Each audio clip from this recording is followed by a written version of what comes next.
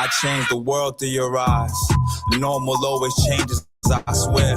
What you cook looks aesthetically pleasing, but no seasoning. Maybe it's the time to let loose what you're having. Not everything is as it seems, but no, it's always happening.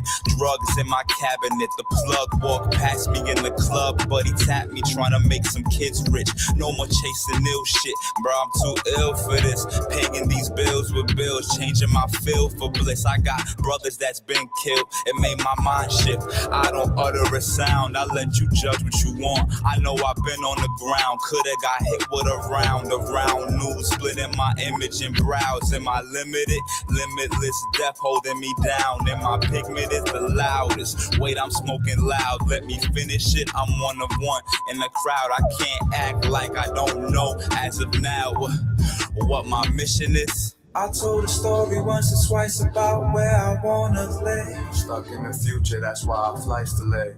Hoping to give back, no kickback, and deafen what I pay. They say we ain't a man.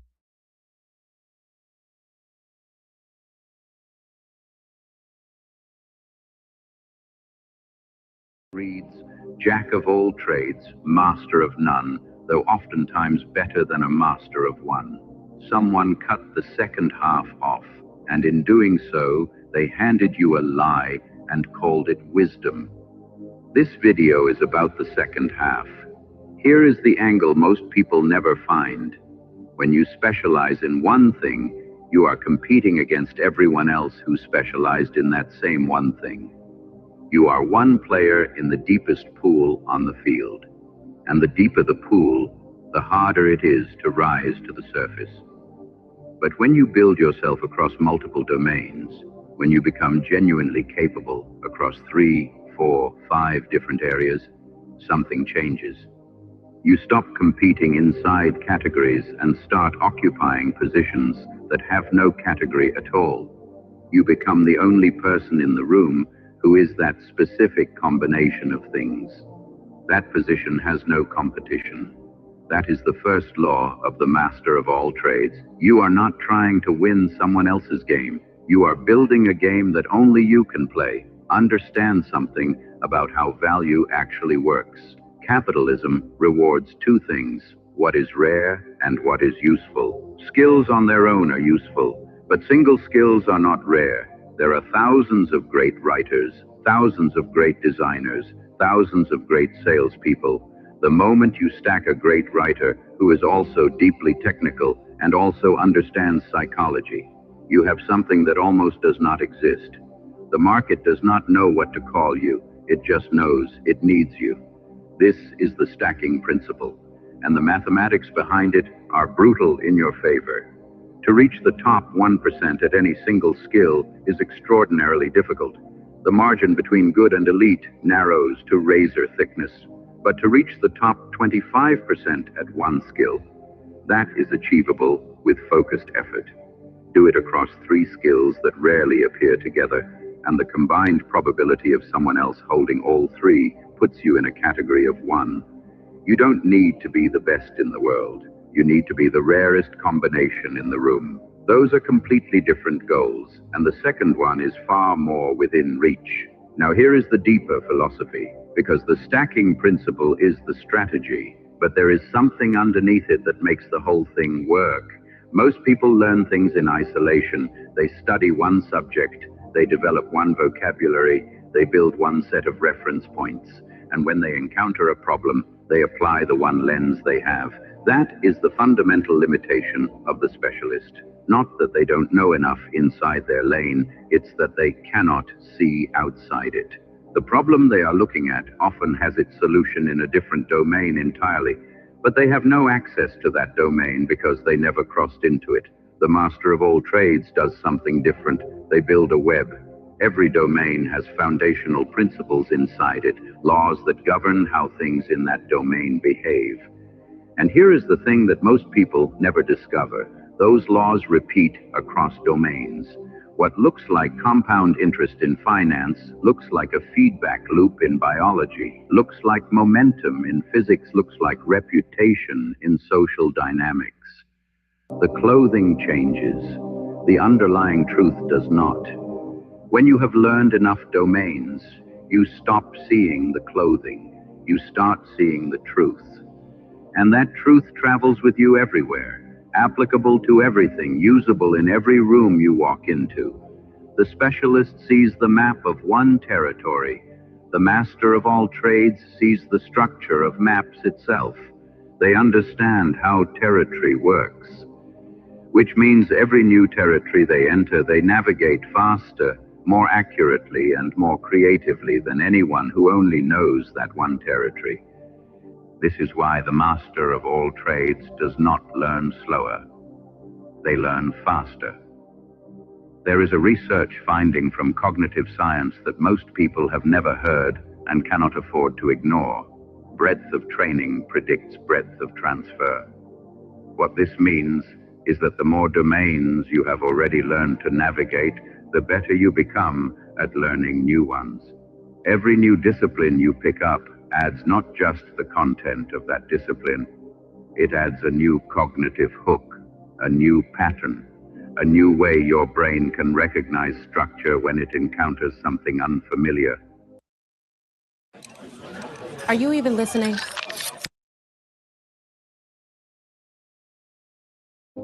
The person who has only ever learned one thing is starting from zero every time they encounter something new. The person who has learned many things is never starting from zero. They are always finding the analogy, the familiar structure, the concept they've seen wearing a different name. They decode the new thing in hours instead of months, learning compounds. And the master of all trades is the person who discovered that the compound rate of learning accelerates the more you learn. This is not abstract. It is measurable. They are not trying to learn more things out of ambition. They are building a machine inside their mind that makes every subsequent thing easier to learn. Now let's talk about how you actually think. The master of all trades reasons from first principles, not from analogy. Most people, when they face a problem, ask what has been done before. They look at convention. They look at what others in their field do. They copy with slight modifications and call it a decision. This is reasoning by analogy, and it is the most common mode of human thought. First principles is different. First principles asks, what is actually true here? Not what has been assumed, not what the industry believes. What can I verify right now as an actual fact about this situation?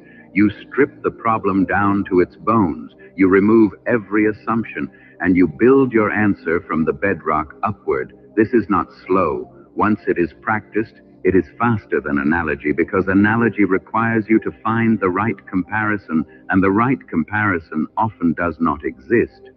The genuinely new problem, the one nobody has solved before, breaks every analogy. First principles thinking does not depend on comparison. It depends on truth, and truth is always available. The master of all trades combines this with something critical. They know which first principles from which domain apply to the current problem, because they have traveled, because they have built the web. They pull the physics principle into the business problem. They pull the psychology principle into the engineering problem.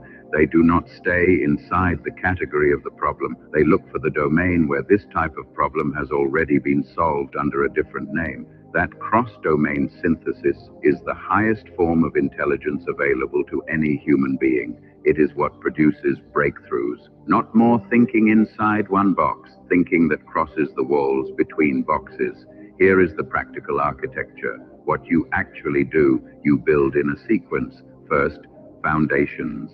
Before you explore widely, you build deep roots in a small number of disciplines that have the widest explanatory power. Logic, human psychology, statistics and probability, basic economics, the principles of systems, how things with feedback loops behave. These are not subjects, these are languages, and they are the languages that reality keeps writing itself in across every domain. Learn them first. Everything else hangs on them. Second, you sample deliberately. You do not go wide randomly. You ask, what adjacent domain to You might be wondering what this has to do with trading. Listen carefully. Operate within the fractals. Everything is fractal. What I already know would create the rarest combination. What knowledge added to what I already have would produce something that almost nobody else in my position holds. You choose your next domain the way a chess player chooses their next move, not impulsively, strategically.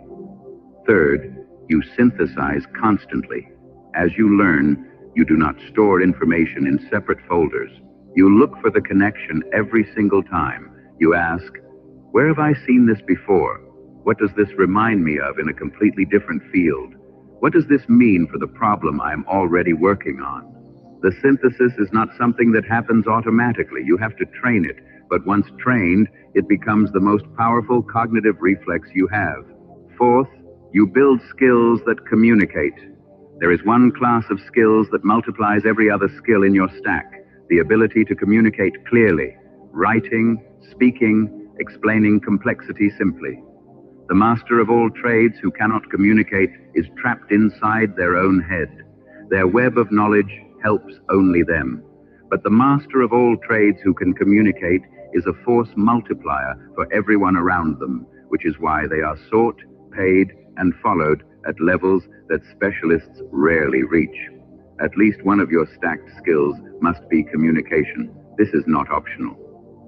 Fifth, you protect your curiosity. This is the most underrated instruction in this entire video. Curiosity is not a personality trait you either have or don't. It is a practice. It is a discipline. It is the thing you must guard against the pressure to specialize, the pressure to stay in your lane, the pressure to become efficient at the expense of becoming capable.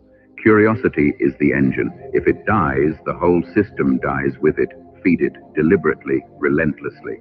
Here is what changes when you operate this way. You stop fearing new situations.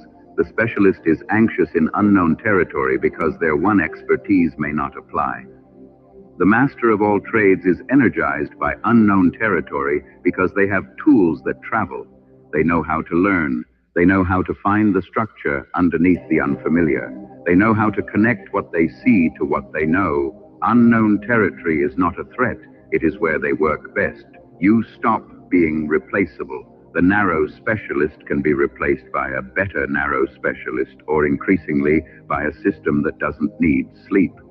The person who bridges domains, who sees connections others can't see, who synthesizes information from fields that have never spoken to each other, that person cannot be replicated because they themselves are the synthesis. They are the bridge.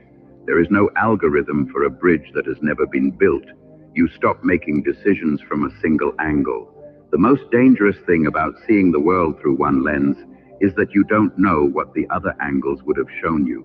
You make choices in the blind spot of your own expertise without knowing there is a blind spot. The master of all trades triangulates. Multiple frameworks applied simultaneously.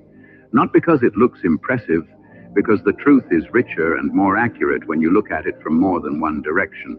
The question you need to sit with is this, not what should I specialize in?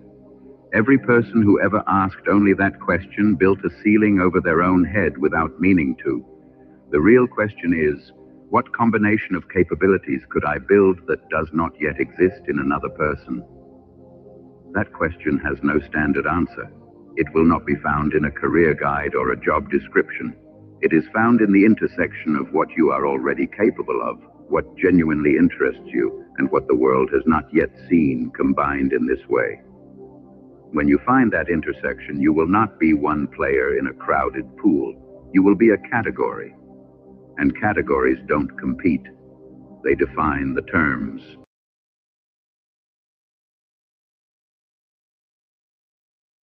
And I said, I can't, this is new. Because I'd have to be a junkie. I think college is a waste of your time. Holla! That's only one. Holla.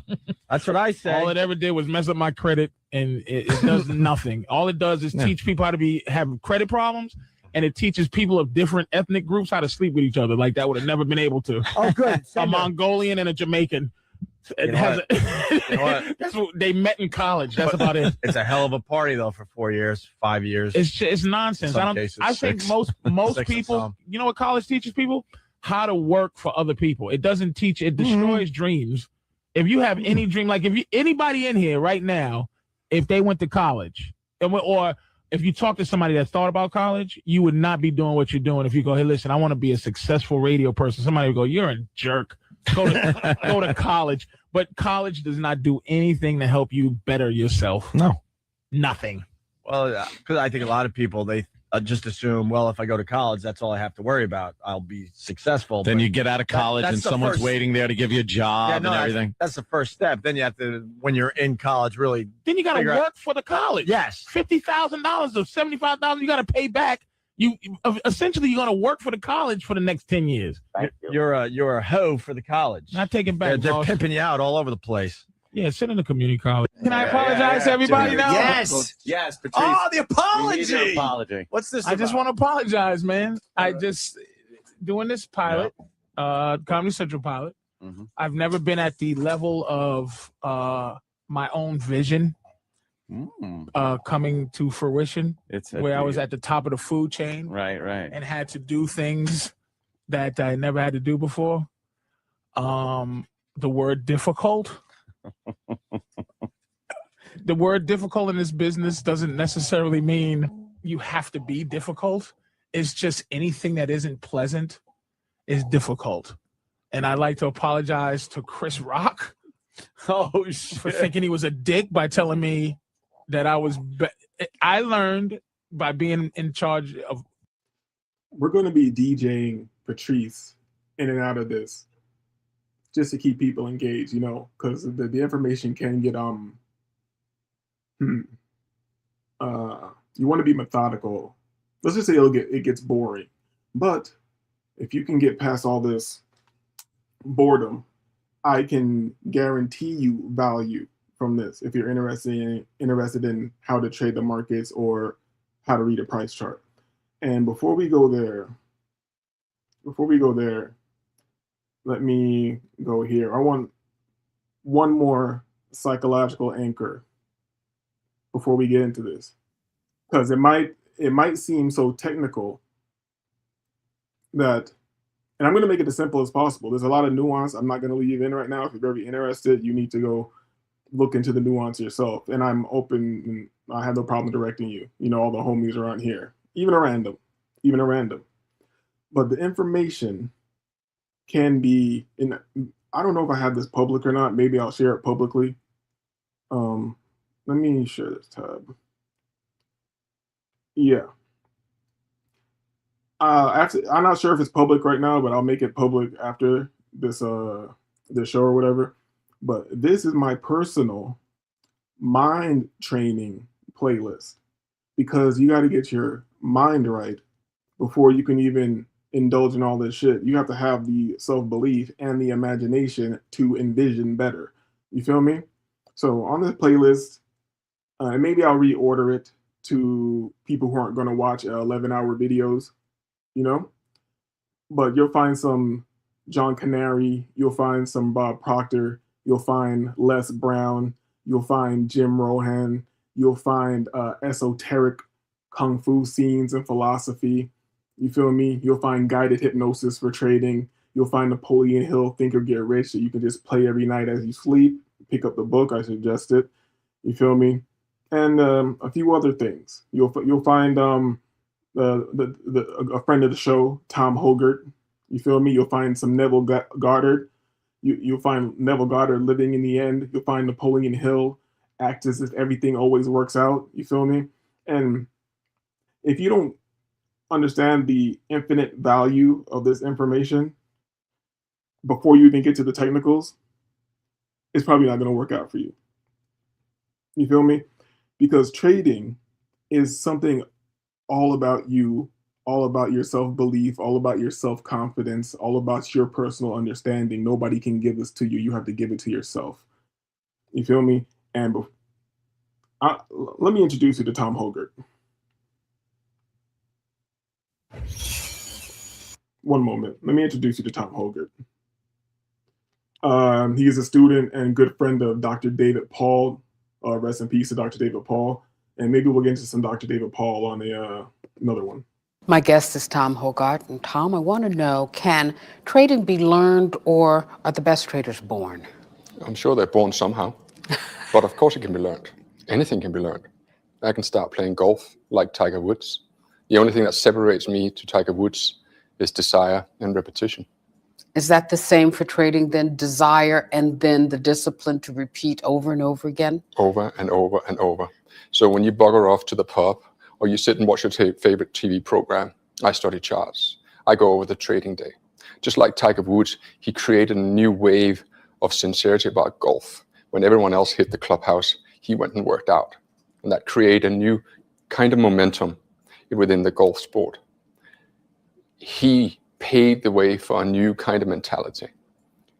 Traders who want to battle it out every single day in the trenches of the market, they have to be sincere about this. Otherwise, you just open an account and you blow up one after the other.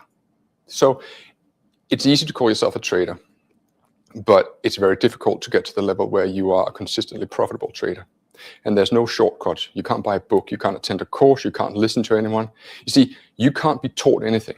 I cannot teach you anything. You have to decide to teach yourself.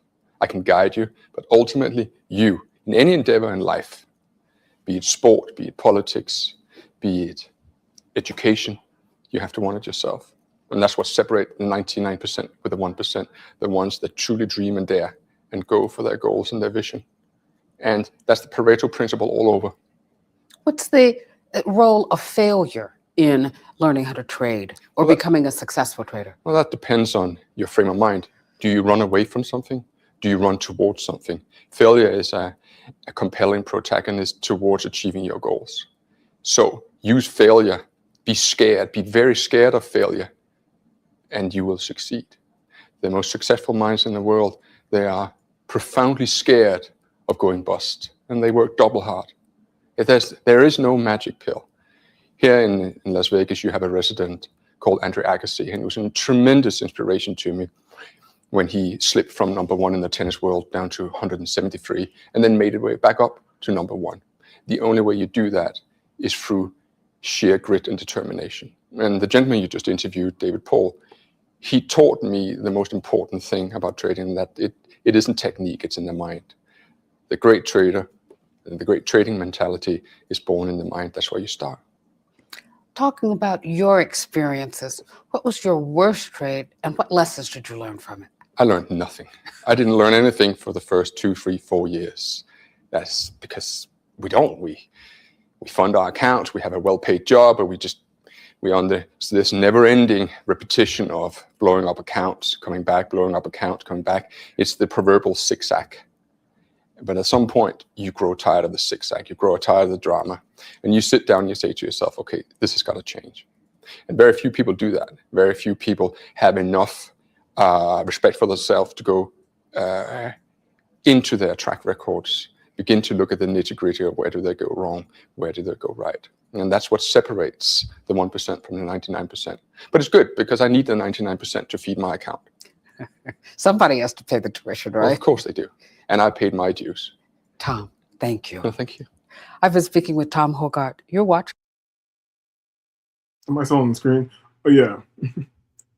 360 Devs Perpetual says, just generally speaking, bouncing off his point, nobody can teach you how to be a real nigga. You either built or you ain't. I feel like you can develop. You feel me? And that comes with having, like he said at the end of what he was saying, most people don't have the respect for themselves to develop. You feel me? This is not outside of you. And we only have 2 more short things before we get into the technical information.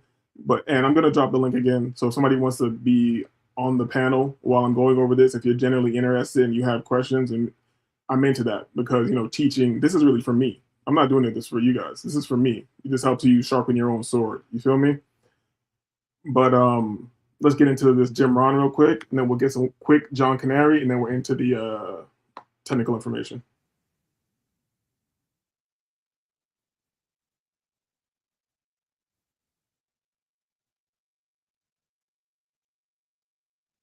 Whoa. My bad. I thought I was sharing it already. Share this tab. My bad. Let's go. Barbara Streisand sings, "It used to be so natural to talk about forever, but used to be's don't count anymore. They just lay on the floor till we sweep them away." But see, the disappointments come. Those are normal. That's part of life. But the question is, how do you handle it? How do you handle the coming winters and the disappointments and the downtimes? Well, you can't get rid of January by tearing it off the calendar. But here's what you can do. You can get stronger, you can get wiser, and you can get better. The winters won't change, but you can. And that's how life changes for you. See, before I understood, when it was winter, I used to wish it was summer. I didn't understand. When it was hard, I used to wish it was easy. I didn't know. And then Mr. Schoaf gave me a part of his very unique philosophy when he said, "Don't wish it was easier, wish you were better." Never, and I mean never, say sorry to... Chill out, lady. Chill out, lady. This one. Boom. How many learned to drive with a stick shift? Do you remember what it was like? Now, isn't it true that consciously you had all the knowledge to drive that car? Yes, no? And you get in there and you're anything like me, you had a person sitting beside you. And they said, now here's what I want you to do. They're giving you instructions. They said, I want you to put foot in clutch, put the other one on the brake. Hold both hands in the wheel. Then reach over, make sure you pull this thing up, put it down there in the first, reach over and start the car. Now, as soon as you got to start it, make sure you keep one foot in the clutch, the other one on the brake. Now, as soon as you're all ready, I want you to let your foot off clutch just a little bit. As soon as you do, take foot off, brake same time, get a little bit of gas. Get it going about 10, 15 miles an hour. Now, keep in mind now what you got to do. As soon as you get it going 10, 15 miles an hour, the engine starts to roar. So what do? Take foot off gas, put the one in the clutch, put it up there in a second. Take foot off clutch again, put it back in the gas. Get it going to about 20, 25. Now, be careful now. You don't want to go too far because the engine will start to roar again. You burn the engine out. So I'm sure as soon as you do that, you put the foot in the clutch again. Take foot off the gas, though, at the same time, and you put it down there in third, take it back off the clutch again, put it back in the gas, you get it going. You got it? Got it. Now, they said, now, just before you pull out, why don't you be careful. Now, why don't you take one hand, put it over here behind me, keep the other one on the wheel, keep one in the clutch, keep the other one on the brake. Now, they said, as soon as you relax, take this hand back here and take it, grab it down there where it was in third, put it up there into first, put your hand back here, and now you got it back up there in reverse. Now, keep your hand in the wheel there, keep the other one in the clutch, keep foot in the brake, and then start to let it off the clutch just a little bit. As soon as you do, put it in the gas. But just before you do that, make sure you look this way. No cars coming that way. No kids in front. Make sure you look this way. Somebody may be walking behind the car. Now, as you got this here thing going, you're standing like this. What I really want you to do now, as soon as you back that up a little bit, make sure you put your foot back in brake, but make sure you put it back in the clutch again, and put your hand back over, pull it down in the first. As soon as you do that, take it off the clutch, off the brake, then get it going in the gas, go through the same procedure, hit the clutch, put it back up there in the second, take it off the clutch, put it back in the gas, get it going again, and take it off what? Off the gas, put it back in the clutch, put it down in the third, back in the gas, and away you go. You got it? Yeah.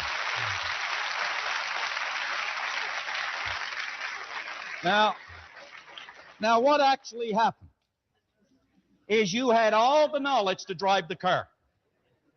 But you know what's interesting? You were not yet in harmony with your idea. But you started to do it not once, but over and over and over again. And as Bob pointed out yesterday, until the idea became fixed, you developed a sufficient number of brain cells to do it. Now think about this. You have got in mind something that we call a goal. Now, where you are today or where your thoughts have brought you, I don't mean sitting in this room. But I mean that everything that you have brought in your life, everything that you have to this point in time is a result, nothing more, of the state of vibration you were in mentally, emotionally, and physically. Hey, everybody, it's Tony Robbins. Listen, no matter how smart you are, even... All right. It's time. And I didn't take notes or do anything about how I want to present this because this is my knowledge I've acquired and how I put things together. I trade a system based on time first, level second. I should be able to get this up here.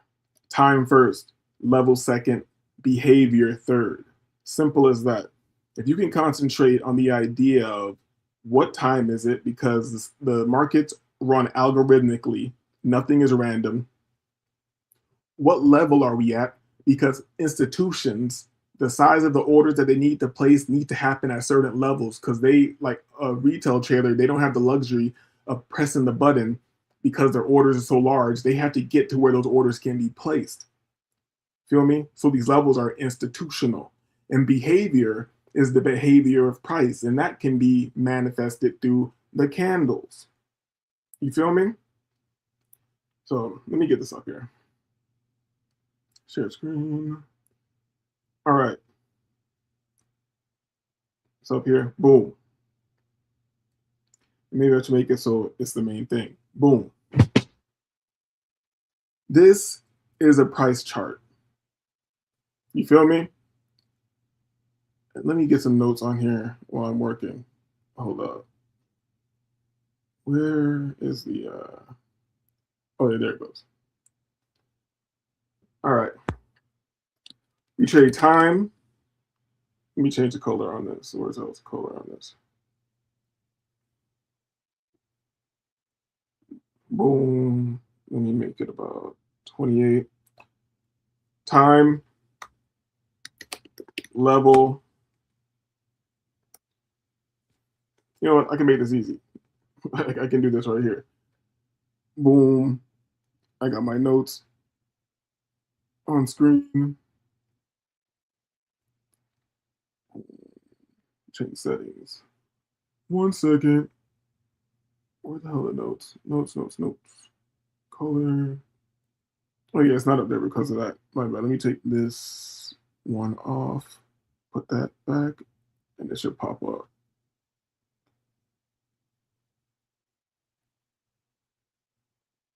One, two, three, four. Is this running slow as hell? Like, why is this not popping up? My bad, guys. You know, trading the users mad power. So maybe things are going kind of slow.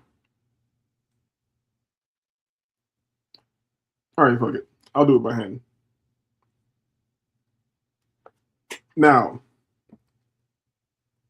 if you look at trading information, a lot of things will be like overcomplicated for you.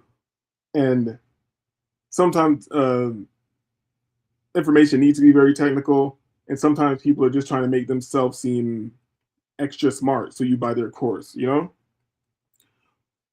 There's only 3 things the market can do. The market can trend up, trend down, or move sideways, which is range. You feel me? And in these times, especially the equity hours are 9 a.m. when New York opens. It's 2 a.m. when London opens, but the main equity comes in between 3 a.m. and 3:30 a.m. And you also can get one for Asia. You feel me? And that one, Asia opening of the equity is 8 o'clock, and the true equity hours where moves tend to happen. They can happen before or after. Nothing is guaranteed, but they happen at 9 to 9:30. You feel me? Now that we have time, before I move on to time, let me say this. This is all you need to ask yourself. Who is trapped? Hold on. Who is trapped? Who is trapped? Why is that question so important? Because once one side of the coin is trapped, the market will move. Let me not say anything in certainty, but the market will move against those people, who didn't have the patience to wait for the market to do what it needs to do, for the institutions, for the banks to show their hands. You feel me? And once the bank does that, because the bank is who's trapping you. So once we see a trap, who's trapped? The next question you need to ask is, where is the money? Where is the money? You feel me? I'm gonna show all these examples on the chart. I just want you to get this in your mind how simple this can be. Where is the money? Now, let's define the money, right? This is today. In it. Yeah, this is today. I just have it on the hour. All right, so this is today, and let me bring it down to like the 15-minute, because today is a decent example of what's going on. As you can see, previous days, the market has been trending down. You can see this. Previous days, the market has been trending down, right? This is overnight here, 4:30 a.m. We get a bottom put in, right? 4:30 a.m. we get a bottom put in. We're going to get more into this. I just want you guys to see the chart and see how simple this can be. All right, so 4:30 a.m., you get this bottom put in. So when you come to the market, you're going to see this. 9:15 in the morning, this is before open, boom, perfect. Look, you're going to come to the market. You're going to see this. It's been trending down. So there's trend traders, continuation traders, people who are making decisions off of what's going on. I make decisions off of what's going on at a specific time. And I don't even have to know this is going to go on already because I'm going to show you examples. You feel me? Now, when you come to the market at this time, what does this make this? This becomes the, my bad. This becomes the low of day. So when the market opens, this is what we have. We have the low of the current day. Friday, boom, Thursday. There's Friday open. So Friday is right there. And then we have the high of the current day, which is basically here. Low of the current day, high of the current day. You feel me? LOD, HOD. Now, because I'm speaking slowly because I don't want to overwhelm with information. I'm trying to make this as simple as possible. Before we go further, let's get more specific about time. And I'm going to check the chat in a minute. I'm looking at this screen. We're going to get more specific about time. Time. What is time? You feel me? Macros. What is a macro? You feel me? Time is a constant. Macro is where these decisions are being made. A macro is XX 50 to XX 10. Every hour provides a macro. The end of the hour, the beginning of the hour. You feel me? All macros are not created equal. Macros within the equity hours are the most powerful. You feel me? So if you want to scalp all day and really just be in the trenches all day, which this is not why we trade. We trade for freedom, we trade for time, we trade to do what we want to do. But if you just want to go crazy, sometimes you want to run it up. You can sit there and try to trade every macro and look for good positions. You feel me? But keep that in mind. This is how the system's going. Remember, time first. What is time? Time is the constant. What is the macro? The macro is XX50 to XX10. Macros within the equity hour are the most powerful. See how we're already simplifying the system? We only take trades within the macro. So you only have these windows of time to look at your price. Now, we will allow leniency for maybe 5 minutes before or 5 minutes after the macro. And those times will be played if the setup is perfect. You feel me? But moving along. Now, as we see the high day, low day, and this is today. You feel me? Let's move forward. Price moves forward, and what do we get? Boom. Hold on, let me go back one. Let me go back one. No, I don't want to leave. Select bar. I go right there, will it take it off? All right. Boom. Should not show me 2 candles. All right. Look what happens at 9:30 exactly. This abnormally large candle cannot be created by retail traders. This cannot be done by retail. You feel me? That volume, this is hundreds of millions of dollars. Retail can't do that. So institutions have stepped in. And if I was on a live simulator, it'd be better because you'd be able to see the candles develop. I'm just on a replay on TradingView. But in the development of the candle, you will see the speed in which it happened. You feel me? The speed indicates the institutions are also there. And what did it do?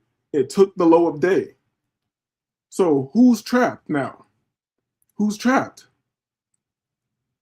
Because higher time frame traders are operating on the 4-hour scale. And the 4-hour candle, new one opens. Let's just concentrate on the New York equity hour. A new one opens at 10 o'clock and 2 o'clock. You feel me? That's why I like to concentrate on the 10 o'clock club, those macros, and I like to concentrate on the 2 o'clock club sometimes, so you get great setups in the afternoon. But I digress. Now let's do this. We'll break down to the 5-minute. Look what's going on here. Oh yeah, let me answer that question. So once price took this level, the low of day, with speed, who's trapped? The early buyers. People who bought over here are trapped. Price came all the way back down to get their money. Where is the money? What does that mean? Money is just basically stop losses when other people's money gets taken. So if somebody entered right here, their stop loss is going to be right behind price. You feel me? Or somewhere around here. So the institutions come and get that. So and let's just talk about the philosophy of this while it's happening. What does this mean? The institutions come back and get that? Because somebody who entered here and the price went all the way up to here to this imbalance, that's mad money. And if you don't trade, you don't realize what this is. This is hundreds of thousands, tens of thousands, hundreds of thousands of dollars quickly in just a couple hours. You feel me? What made them lose their money? The greed. The greed. Because let's say they got in on the imbalance field, you already doubled 100% it on your money. But that wasn't enough for you. You see the market's going to keep flying. You're not paying attention to, and I don't know if I'll get into it now, but we'll get into it later. The Zurich axioms, the principles of the Swiss bankers. You're not taking profits early and often, and that will cost you, usually, right? But let me get back on point. So like I said, early buyers have now been trapped. So what do you think what would you think price is going to do if early buyers have been trapped? And if price came down with speed, that means that institutions wanted to buy but couldn't buy. You feel me? They needed more money, more orders to go buy. So boom, it takes a level, right? And now we're going to get even more interesting with this. Now pay attention. Now when this happens, 9:30, 9:35, 9:40, people are getting excited. That's why you have to remain emotionless in this game. People are getting excited. They're seeing this level broken. They're seeing it broke with strength, and people are hungry to get into the position. They're having FOMO. They're having FOMO. When these candles start dropping, big candles start dropping, people are like, "Oh, this shit's gonna drop. Let me get in." They're getting FOMO. And then what do the institutions do? Boom. Right back up on the FOMO people. If you were considering going short, you need price to show behavior at the level. Right now, I'm just showing you what one of our levels are, the low of day. You need price to show behavior here, meaning we need a break in structure, which that is a break in structure, but then we would need a test of this level. And on the test of the level, we want to see behavior. To simplify behavior, if you don't understand, you need to understand what a Japanese candlestick is, but we want engulfings at the level. Engulfing is a large candle that swallows up about 3 prior candles, or we want pin hammers at the level, meaning a pin hammer or a dragonfly doji is the same thing. We want to see a super long wick, small body going in the direction of where we want to trade. You feel me? But people jumped in early desperate, and then what do they get? Now let's pay attention. 9:45, right? Another 5 minutes passes. What happens right when we hit the 9:50? Look at that 9:50. You think that's a coincidence? That right here, because I didn't trade today. But do you think that's a coincidence that right there at 9:50, you get this trap? You get this V-shaped momentum, large candles back in the other direction. You're getting, and we'll talk about this at another time because I don't want to overwhelm you, but you're getting an imbalance filled. This is an imbalance in price, also known as a fair value gap, FVG, if you trade ICT. You feel me? And I created my own system. I trade STACY BURKE strategy and I trade ICT my own style. And those are two opposing styles. You feel me? STACY BURKE is always talking shit about ICT. But I see the value in both, and I don't care what anybody's personal beefs are.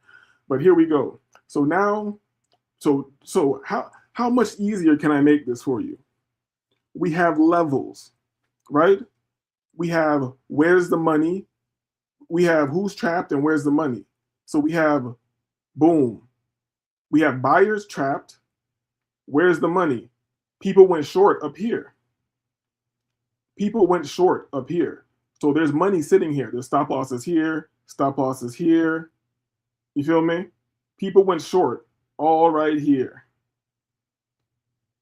These people right here went short also, and they never came back and got knocked out of their position if they had like a decent stop loss. And let me just say, if there isn't a clean sweep with speed, price goes up and gets it, we're not counting that as like that's not an institution, that wasn't an institutional move. You feel me? But I digress. So let me keep this simple. We have who's trapped? The buyers are trapped. Where's the money? There are stop losses up here at the high of day. Where do we trade? We trade from level to level, low of day to high of day. You feel me? What times are we trading within the macros? The macro just started, 9:50. So once you have it at 9:50, what else is there to add to this? We have behavior at price. What did I say? We want to have engulfings at a level. This is a very large candle engulfing. Let's even bring to the 15-minute. Look at the 15-minute. True engulfing candle. Eating up, and this was a very large candle, so we don't need it to take 3 other candles. Institutions have flipped the hand and they're showing you what's going on, right? So basically, you're cool to enter for a long position right here. Imbalance is closed. Boom. Conservative stop loss is like all the way down here. If you want to be cheap with your stop loss, you just put it on the other side of the imbalance. Where do you aim target wise? And I told you I didn't trade today, so I get stopped out because I'm putting the tight stop loss. So let's see what happens. Boom. In 5, 10, 15, 20. So in 20 minutes, you collected roughly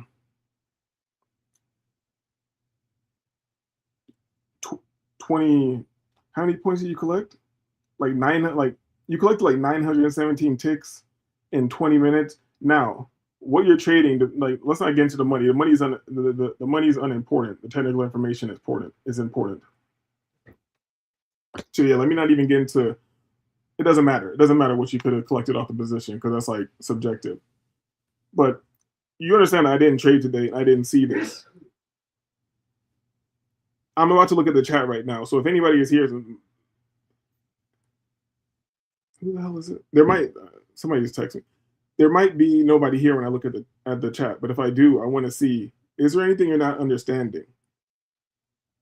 Because this is the basis of all of it. Time, level, behavior. You feel me? And this happens over and over again. Now, can you make money all in here? This is the middle. This is where I don't trade. I don't trade the middle. But can you make money within this range? can you scalp and figure out and catch trades? Yes, you can do that. But like Stacey Burke says, trading should be like a pursuit of pleasure. You feel me? Why am I going to stress myself out trying to catch all these little moves when I can truly wait for price to show his hand at an institutional level, and then we ride from level to level? And they can't not do this because the market has to move like this. They're just hoping that traders and people who don't know what's going on, they want you operating here, all in the middle, all in the chop, trying to catch moves. You feel me? Trying to gamble. Because you don't really need to know how to trade. Sometimes you can just jump in and the market will bless you. You say you open an account, you go heavy as hell, and you put in a short position and the market dumps, you're gonna make a lot of money. But you're not gonna hold on to that bread. You feel me? It's impossible. The market is gonna take it back because you were operating in the market as if it were a casino. You feel me? But let me look at the chat, see if anybody's even here. Let me see if anybody's even here. We got 360 Deads Perpetual. He says, I believe you. Seeing as you clock the bags, so I still clocking bags off the shit. The rest of these niggas, yo, a lot of these guys, we don't want to talk about Lie City, talking about he has crypto investments, and at the same time, he's like owing a woman money. You feel me? And I don't even want to talk about her position and what she's dealing with. You feel me? But this is a guy who's trying to give you financial advice. All these idiots online who they can't show you a price chart. They can't break down the logic. They can't talk about the algorithm. They can't talk about the behavior of price. They don't know what a Japanese candlestick is. These people are the equivalent of TV watchers and idol worshippers. You feel me? Oh, AMC is going up. Now everybody's talking about AMC. Hey, SpaceX. You idiots don't matter because you can't read a price chart.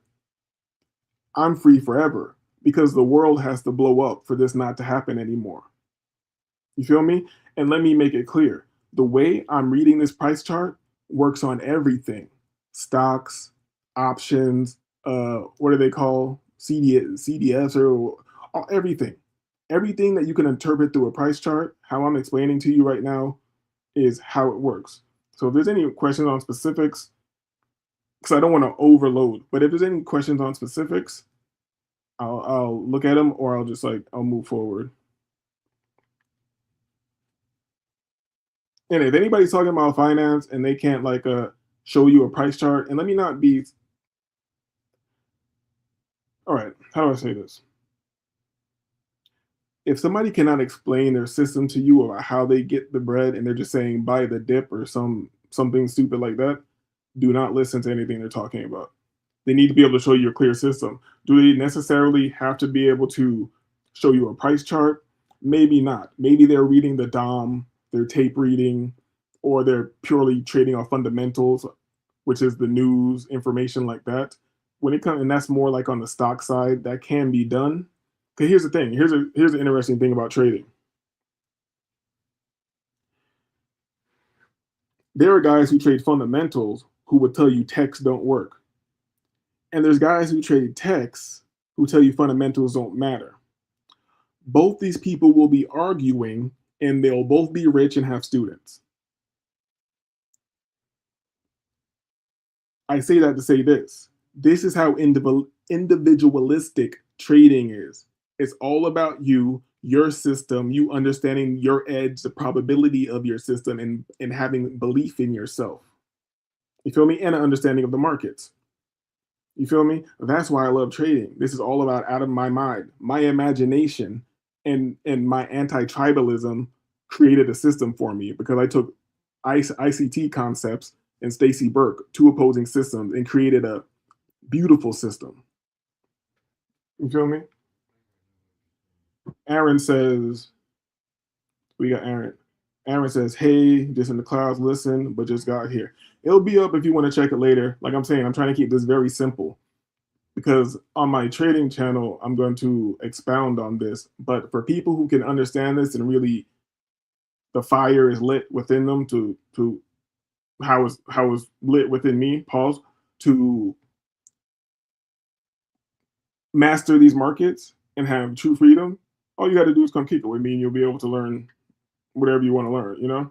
And all the homies don't have to give me anything because you will be my proof of concept. And then if I do teach anybody else after that, it will be heavily taxed because I didn't do the, you see a lot of these traders, they get into this for attention to, oh, look what I can do. Look how I can make money like this. Then they have all these students and they become like a mini like social media celebrity.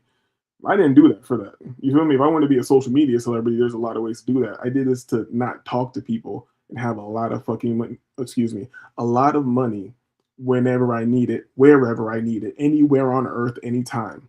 And if you want to have that type of power, you will take this shit seriously. I don't feel like pulling up Les Brown, getting unstuck, because I can't remember the timestamp exactly. But Les Brown says, if you were serious, you'd go all out. And I you know what? I'm gonna drop the link for that right now, just because I want it to be in the chat. Anybody who's interested in that, anybody who's in a rut, because there's different levels. Bob Proctor, John Canary, it's more instructional how to use the mind. You feel me?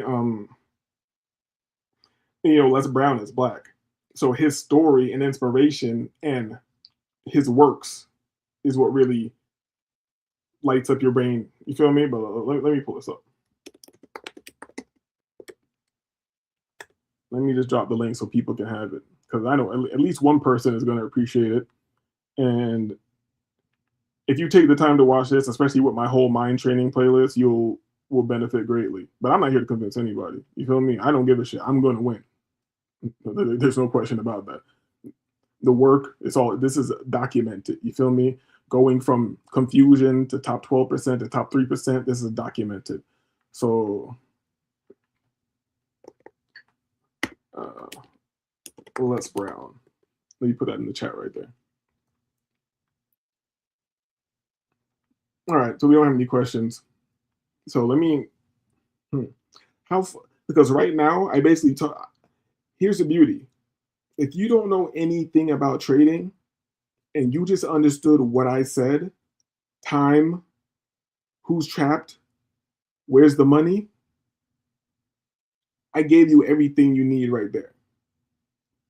But you need to dive in and understand the nuance to have true confidence in your system and true confidence in your edge.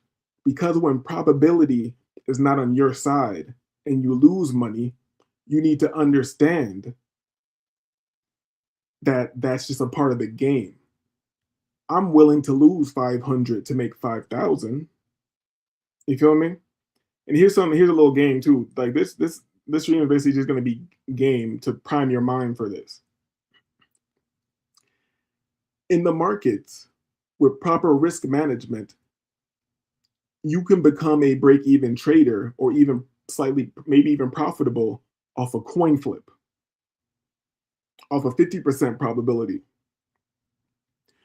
You can become a break-even trader. So what does that tell you? If you can avoid doing randomness, you have an unstoppable edge. Now, it's easier said than done, because you're like, oh yeah, hell yeah, I'll do this whole time level behavior. No, once you're in the casino or the markets, it's very difficult not to get the monkey brain activated. You feel me? Not to just start pressing buttons like a damn ape. So yeah, it's basically it's all self-control. Like you see that I put into the chat my favorite quote when it comes to trading, which is can you wait for your mud to settle and your water becomes clear? Can you remain still until the correct action arises by itself? We can't make the markets do shit. We're just waiting for the markets to show us hand, and we're taking the ride. And the beautiful part about trading is when you're really locked in, you only really need to catch 1-2 trades a week. When you're on a different level, if you start swing trading, you really need to only catch 1 trade a month. You feel me? That's the beauty of this shit. Trying too hard is going to be counterproductive. Fighting the markets is impossible. You have to flow with them.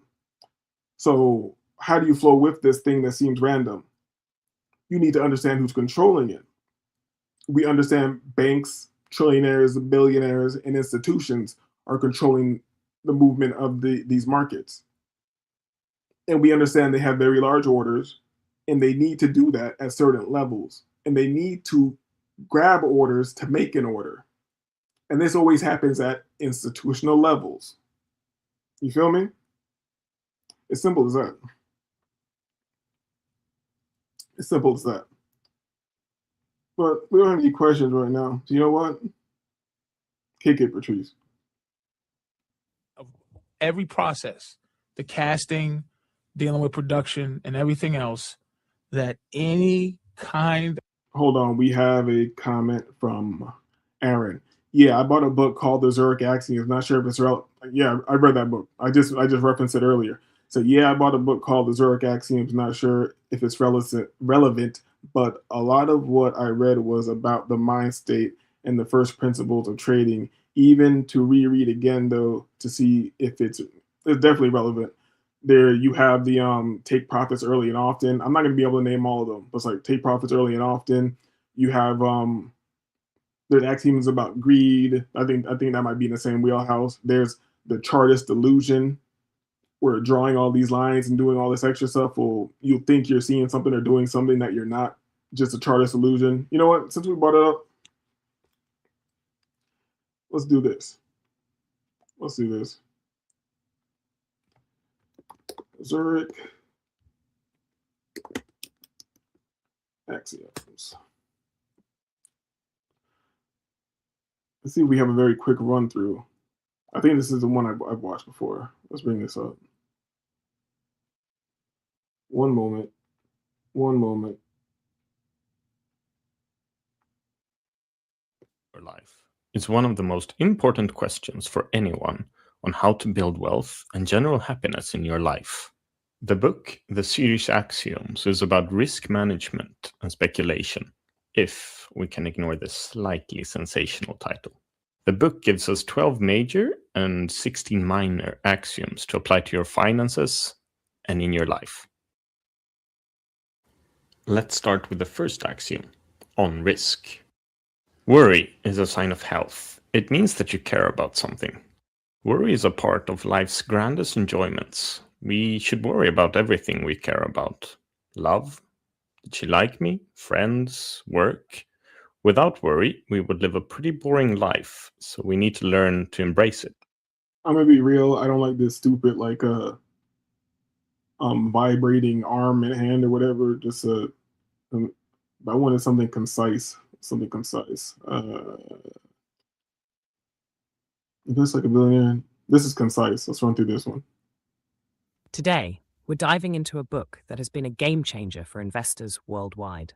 The 12 Axioms of Zurich. These are 12 powerful rules created by Swiss bankers and investors who mastered the art of risk and reward. Welcome to Evergreen Report, where we uncover timeless strategies for success. So what exactly are the Zurich Axioms? Think of them as a Swiss Army knife for investing. Practical, sharp, and designed to help you navigate the unpredictable world of finance. These 12 rules aren't about get-rich-quick schemes. They're about building a mindset that embraces risk, avoids greed, and stays flexible in the face of chaos. Let's break them down. First up, the major axioms. These are the big picture principles that set the foundation for everything else. Axiom 1, on risk. Worry is not a sickness, but a sign of health. If you're not worried, you're not risking enough. Playing it safe won't make you rich. You've got to take risks, but calculated ones.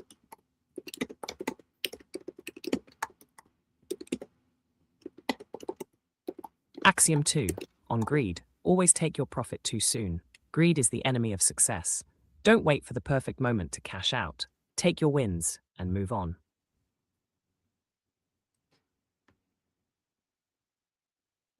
Axiom 3, on hope. When the ship starts to sink, don't pray. Jump. If an investment is going south, don't hope it'll turn around. Cut your losses and get out.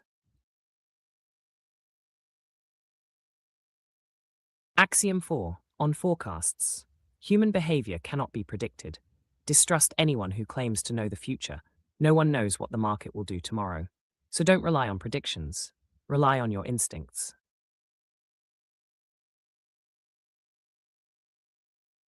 Axiom 5. On patterns. Chaos is not dangerous until it starts to look orderly. Just because something seems predictable doesn't mean it is. Stay alert. Axiom 6. On mobility. Avoid putting down roots. They impede motion. Stay flexible. Don't get too attached to anyone's investment or strategy. Meanwhile, we break down the 12 axioms of Zurich. Don't forget to hit that like button and subscribe to Evergreen Report for more timeless strategies to level your axioms. These are the tactical rules that help you navigate the chaos of the market. Axiom 7. On intuition. A hunch can be trusted if it can be explained. Trust your gut, but make sure you understand why you feel the way you do.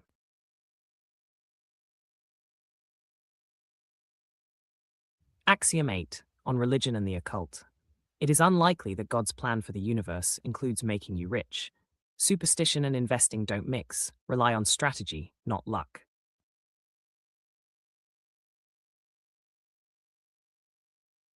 Axiom 9. On optimism and pessimism. Optimism means expecting the best, but confidence means knowing how you will handle the worst. Be prepared for anything.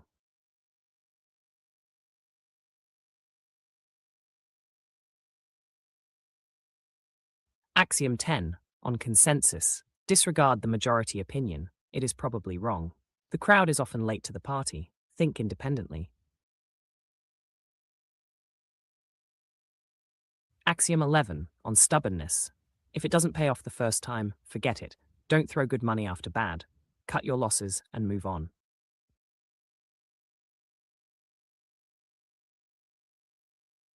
Axiom 12. On planning. Long-term planning is a form of fantasy. The future is unpredictable, so stay adaptable and take action in the present. So how do these axioms work in real life? Let's say you're investing in stocks. You take a risk, Axiom 1, but you don't get greedy. You cash out when you're ahead, Axiom 2. If the market starts to tank, you don't hope for a miracle. You cut your losses, Axiom 3. Through it all, you stay flexible, Axiom 6, and ignore unreliable forecasts, Axiom 4. You trust your intuition, but verify it with logic, Axiom 7, and you don't follow the herd, Axiom 10. It's a mindset, a strategy, and a way of life. Here's the thing, the Zurich axioms aren't just about money, they're about psychology. They teach you to embrace uncertainty, control your emotions, and make decisions based on logic, not fear or greed. It's about mastering your mind as much as your portfolio. At the end of the day, the Zurich axioms remind us that life and investing is all about balance. Take risks, but don't be reckless. Be confident, but don't be arrogant. And most importantly, never stop learning. The market will always be unpredictable, but with these 12 rules, you'll be ready for whatever comes your way. Let us know in the comments which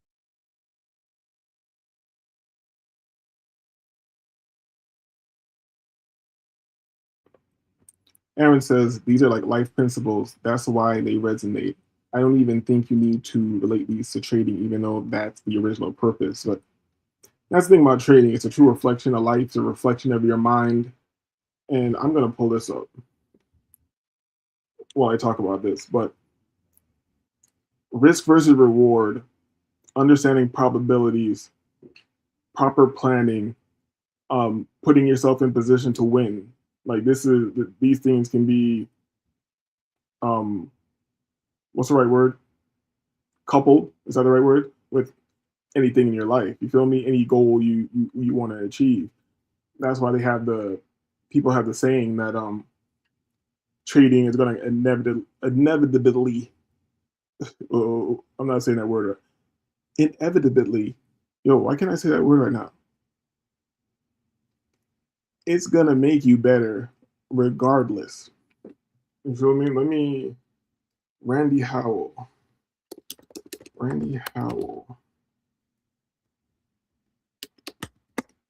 And this is a trading psychology legend. You feel me? Let's get this one up right here. Yeah, I'll share this. Boom. Trading is that most of us, there's a wonderful thing about trading, is that most of us spend a lifetime avoiding our psychological demons. In trading, they're going to stalk you. They're going to find you. And trading offers the incredible environment of getting in tune with yourself, developing yourself psychologically so that you're a better human being in a lot of domains, including trading. But you have to understand, trading is going to provide a platform that's going to give you a scalpel to look at your psyche, and you're going to have to reorganize it to be a really good trader. Yeah, I couldn't have said it better. Aaron says, and the first one you typed in the chat is something you should start the day saying. Which one? About the first quote is like from the Tao Te Ching about waiting for your mud to settle and the water is clear and remaining still until the right action arises by itself. Or are you talking about if you're not worried, you're not risking enough? Which I feel like they're both applicable. You feel me? That's why I feel like I work better under pressure. And like until I can like provide my own luxuries, I work better in a closet or something like that. You know? 360. Wait, let me get that up. 360 says, I don't know how you listen to some of this. This cast is annoying but informative, so I guess it can be ignored. What guy? Who are you talking about? And for one, I'm here for information. I'm not here to be entertained, so I don't really care what they're talking about, but or how they're talking. You feel me? Even a weird. I'll take if I need knowledge. Weirdo has it, and I need to listen to them, then I will listen to them. You feel me? But that last video was just a summary of the book. I don't even know who that is. So I just wanted the summary on the points of the Zurich axioms. I actually have the book, like read the book. That's how I use LSD to test my psychology. You feel me? I don't know. After you have so many psychedelics, like what else is there? You feel me? There's no more information there, and I feel like, especially white people, they just keep doing psychedelics because they want some healing or some download or some weird shit. Like, no, I am the operator, the generator. You feel me? Like the mushroom is a tool at best. A tool at best. So hold up. All right. I'm thinking if I want to go, because it's crazy how much I've simplified the markets, because I know it's a daunting task, but this is really all there is. There's time. I gave you what the time is. And even on your own time, if you don't know shit about trading or a price chart, you can pull up a price chart. You see how I drag this line right here, and it's showing me the time, exactly what time it is. You can pull up price charts, look at these times I'm telling you about, and especially within the equity hours, and tell me how often our institutional levels interacted with and reversal or strong continuations happen. You feel me? And then tell me it's random. Because I don't, like, people say the markets are random, they're just complete idiots to me. You feel me? When somebody says some stupid shit like that, that just lets me know that you haven't put the time in, you haven't looked at this shit. Because if you are obsessed with the markets and you're seeing it every day, you're going to be watching the market one day and have your markups going, and you're going to have an idea in your mind, and it's going to play out parabolically. And when it plays out parabolically, you're going to get to notice that some random news that you could have never predicted happened in the exact moment interceding with your technical analysis. I've experienced this many times. You feel me? That's why, I don't want to get too technical with you. Like, I'm working on a different strat. I'm working on a news strategy, because I'm noticing when there's strong economic news, I can see the candles kind of snitching on the news. I'm not like, so sometimes you can get like a crazy candle that has like, they'll take both sides of the level, like crazy stuff will happen. But I can see when before the news drops, the candle is showing me where it wants to go. And then it'll just pop off parabolically. What is the power of this? If you have a a 0-day expiration option, which means an options contract that expires within that same trading session the same day. And you play something as simple as $100 on a position, and you get a nice move. Like, okay, let's, for example, look at what's on the screen. That 20-minute move on options, and you wagered. This is an easy $2,000 in 20 minutes on a $100 wager. And I'm calling it wager because it's likening to betting. People say trading is not betting, but it's literally called spread betting. You feel me? But we're not here to gamble. We're technical players. You feel me?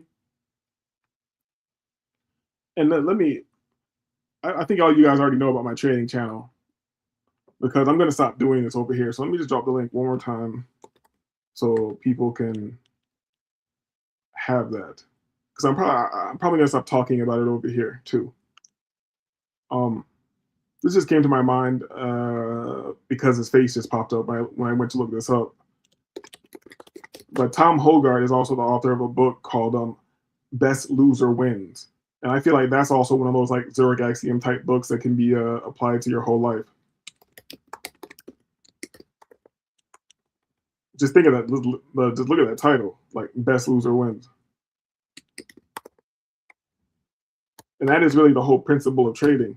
When you take an L, can you not crash out? Because when you take an L, that's when your mud's going to get kicked up, your emotional mud and all that shit. Can you remain still until the mud settles and then the right action arises by itself? Or are you going to start pressing buttons and blowing your account? Because it's very tempting. Because you know you're supposed to be on a micro contract, and it's very easy just to click on, instead of being on MNQ, you can be right on NQ, which is a mini contract, and you can see price move a very tiny movement and see it turn into 1,500, 2,000, 2,000, 10,000, 30,000. But then again, if it goes against you, it can blow your account just as quickly. Once you're in that realm, you're gambling. Am I saying you should never gamble? I'm not saying that at all. I'm not saying you should never gamble at all. I'm saying all your gambling should be technical and strategic. So if you have days where you have your setup, which you understand the probability behind it, and you feel like wagering more on the position, why not? Why not? The power of trading is, that's why I'm not in a rush. I have no rush. I have no worries. 1 week of proper aggressive-ish trading just changes your whole life. And I'm just keeping it in the wheelhouse of options and putting your own money. So how you can turn 100 into 1,000, 2,000 in a day, 100 into 1,000 in a week is very, once you know what you're doing, it's very easy, very doable if you want to be conservative. Feel me? How do I share this? Hold up. Boom. 1 second. 1 second. Because right after this, we just talking about like wagering your own money. Oh, my bad. Copy channel ID. So we were just talking about wagering your own money. Let's talk about prop firms.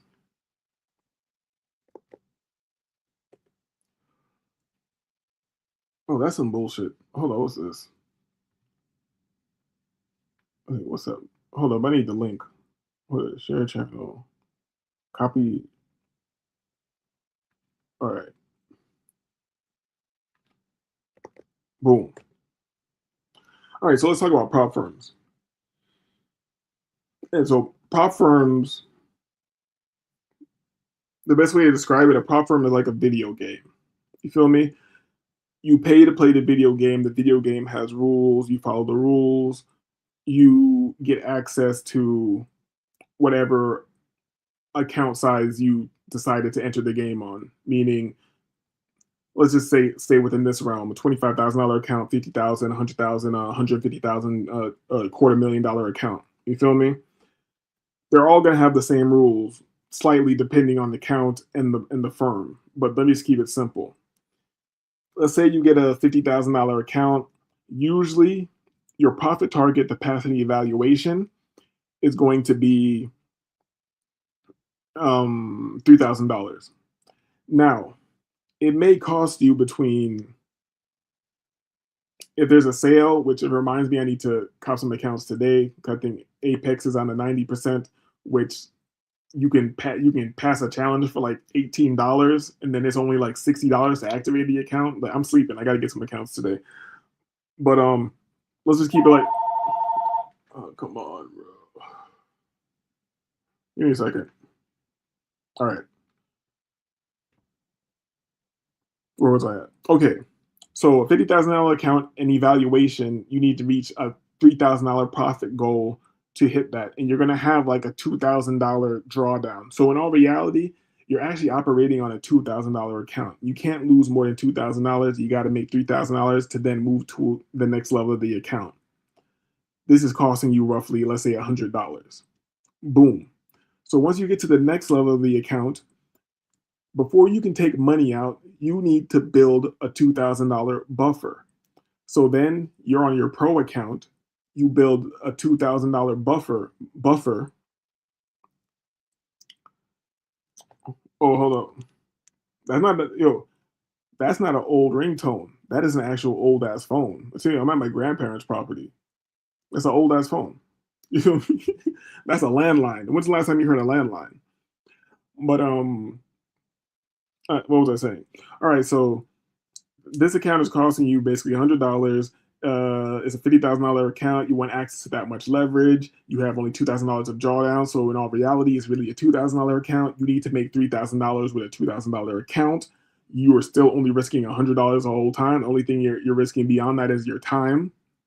You feel me? You get to the pro account. Once you get to the pro account, once you build a $2,000 buffer, you can, then your maximum drawdown is the $2,000. You feel me? So at that point, on some firms, like a firm that I'm on right now, if I get the $2,000 buffer, I can extract $1,000. But then again, I only have $1,000 buffer left.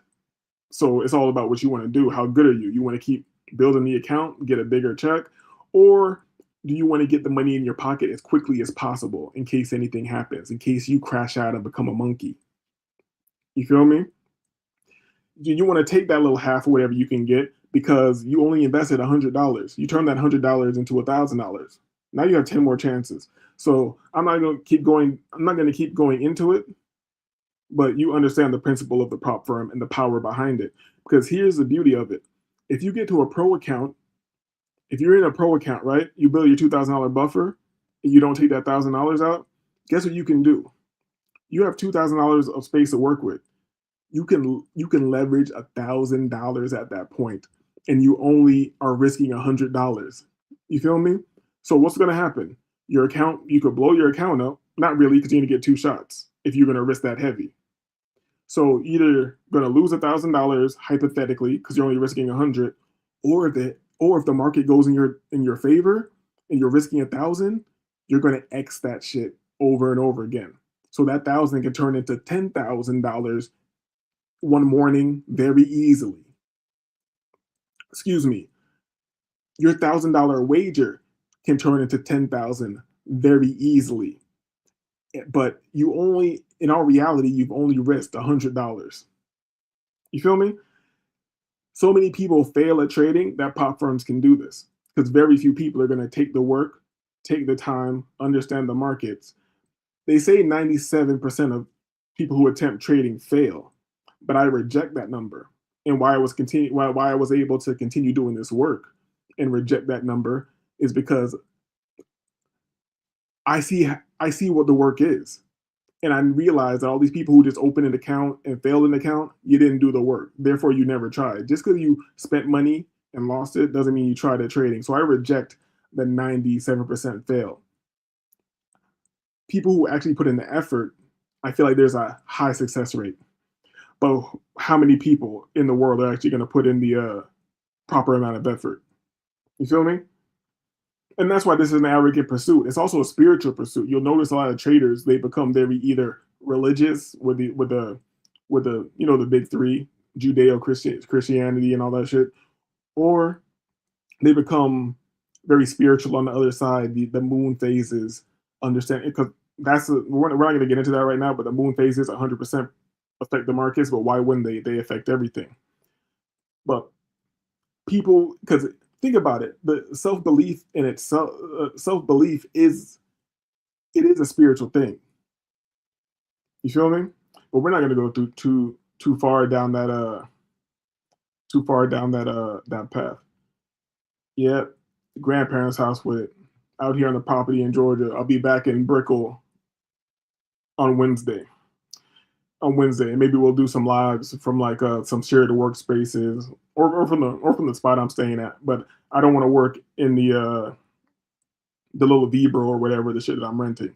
I want to wake up early, get a workout in, and then walk to either like the Capital One Cafe and just work there because they have a dope one downtown, and I have a Capital One account, or maybe some other shared workspace. But I want to get out.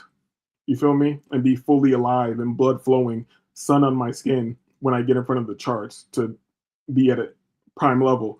And also, I'm on a fruitarian kick right now. So we're going to see how that works with your mental state in the markets. I'm eating only fruit until I feel like not doing it anymore. And maybe if I start doing resistance training heavy again, I'll incorporate some sardines. You feel me? But beyond that, it's just fruit. Wait. My pops is out in Noonan. Hold up. Yo, Aaron, your pops is like 10 minutes away from me. I'm in the middle of the country. I'm in a town called Turin that is so small that we don't even have our own zip code. You feel me? We don't even have our own zip code. We have to use a zip code of this small town next to us called Sonoya. That's why they advertise to use. That's why they advertise to use. Maybe I'm speaking too fast. I moved along too quickly. I don't know what you're talking about. You feel me? But yeah, I dropped the link to the Technical Players Club. Let's share this tab. You feel me? These are just old test videos I have up, but we'll get real with it. I'm gonna take these videos down. There's not value in them, but I've continued to refine my system. That these videos are very overly complicated. They're unnecessary. You feel me? But I may leave up the video. I think the audio can kind of sound like shit on these videos for some reason. I gotta go back and check it. But I kind of want to, maybe I'll re-record this one, but I want to talk about one of my main motivational points, like when I met this character named Bree Love in Colombia while I was eating solo at Pesquera, al lado de Calle Diaz in Poblado. You feel me? And I was eating dolo out there, big lobsters, big plate in front of me, just dressed insane how I usually dressed. I remember I had Thai boxing shorts on. I had a bright blue, lime green accent Patagonia rain vest on and a tank top. You feel me? And I'm eating in a fancy restaurant, like big ass place of lobsters and shit in front of me. And I look over and the restaurant's not that full. So I look over and there's another guy eating dolo. You feel me? And we're like, when you see brothers out the country, like kind of acknowledge each other, like, yeah, we out here living. You feel me? We're moving. So he's like, yo, that looks fire, blah, blah, blah. I'm like, yeah. He's like, we're talking about our food. He's like, if you haven't tried this, blah, blah, blah. And then like the desserts came. I ordered dessert. He had to order something. And the ladies bring them at the same time. I'm like, yo, give homie half my dessert. And he's like, yo, give him half of my joint. Give him half. So we're like trying all the different desserts. So we ended up like chopping it up. And he's like, I'm like, yo, long story short, like his story is like, he's like, yeah, I own a business in North Carolina, but yeah, now I just travel around. I'm like, all right, so how do you just do that? How are you making money now? He's like, oh, I trade. It's like a 40-year-old black guy, kind of country-ish. You feel me? I'm like, oh, interesting. I didn't really know. I've always been looking at trading, but I wasn't serious. So since I wasn't serious, I just said I didn't know shit. He's like, yeah, man, it's easy. He pulls out his phone, shows me a price chart. He just showed me like, yeah, look right here. We about to eat right now. We about to eat. I'm like, all right, dog. Like I was lost. You feel me? And then the waitress comes over, and I chop it up with her in Spanish, and I even answer for him. Like I'm chopping it up with her in Spanish, and he's like, damn, man, I can't get that Spanish shit. I'm too dumb. I'm not smart enough. I can't get that Spanish shit. I was like, yo, I don't know you. I just met you, but Don't ever say that shit. If we ever come across each other again, don't ever say that shit to me ever again, Doug. You're 40 years old. You had a business that you closed and you taught yourself how to trade at 40, and now you're just traveling around the world and you think you can't learn Spanish? The fuck is wrong with you? He like paused for a second and he was like, yo, you're right. It's like, you're right. I'm like, yeah, I am right, motherfucker. If you want to learn it, you will do it. Let me see. To the people who have hung around in this shit, have you gotten any value? Have you gotten any value? Let me know.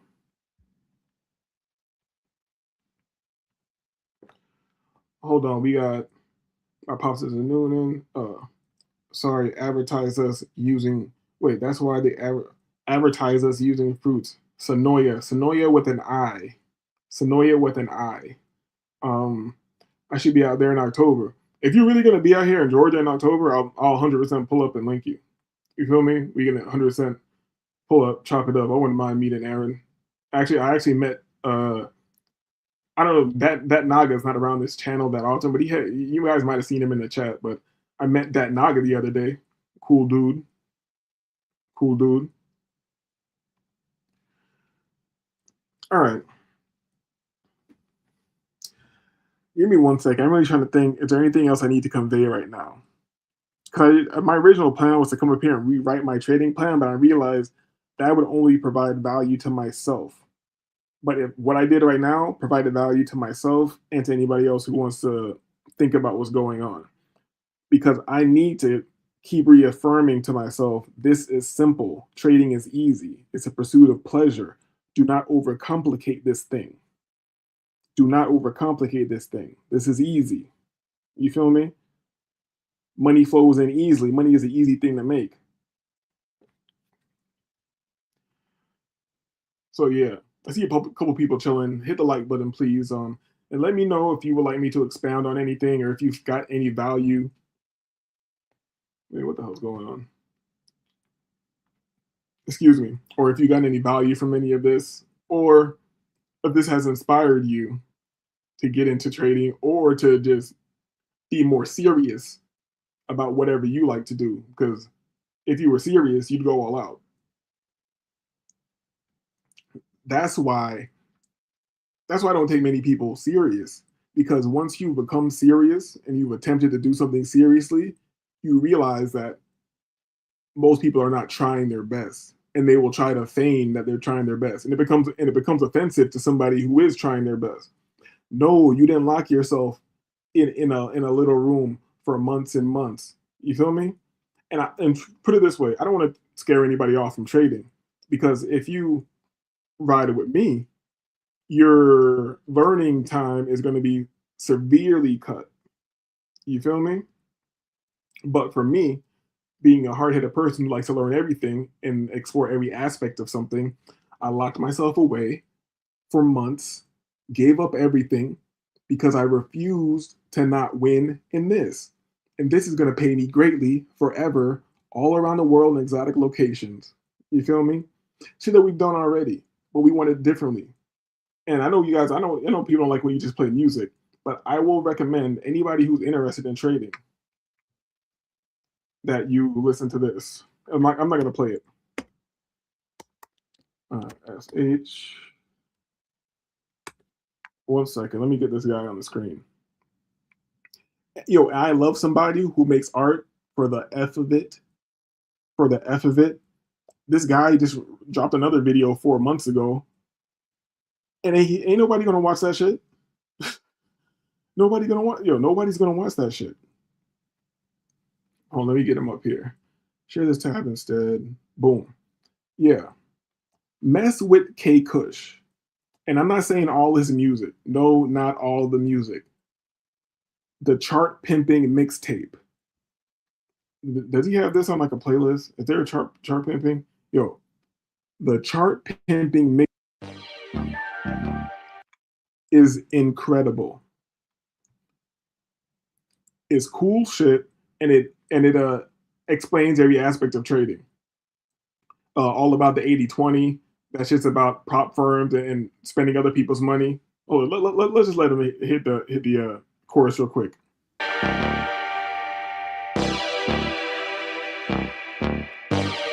Stoner hustler music. Really want to know how to run it? You gotta get funded. Free bands. Welcome to Chart Pimpin'. It's all about the 80-20. Paper chaser on the grind to get this money. You gotta get funded, you wanna run it. Laughing Merkin charts. You gotta get funded, you wanna run it. It's all about the 80-20. You feel me? 80M. You know what I mean? Hold on.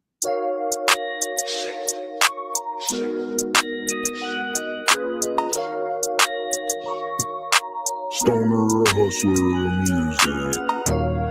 8 a.m. 8 a.m. 8 a.m. 8 a.m. You don't grind. You don't grind. 8 a.m. 8 a.m. 8 a.m. You don't shine. You don't shine. 8 a.m. time to chart. 8 a.m. Yeah, it is a work of art. Picasso. Follow the bank if you're smart. If you're smart. Hitting entries like a dart. Bullseye. 8 a.m. I'm not gonna let it play, but his first bar is like 8 a.m. because it's all about your timing. Oh, once you really in these trading trenches, that shit hits different. 8 a.m. because it's all about your timing. Hold on. Yeah, shut the hell up. Hold on. Hold on.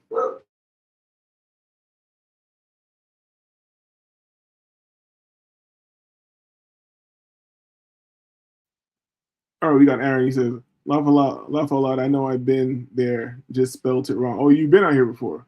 Hell yeah, I'll keep you updated. We'll link. I'm gonna watch the replay, your trade and talk. Yeah, you know, this is very mine. This is very something that works with my personality, how it would have been all the things that benefited me, I think I like drop in here without complicating the information. This dog is annoying. Hold up.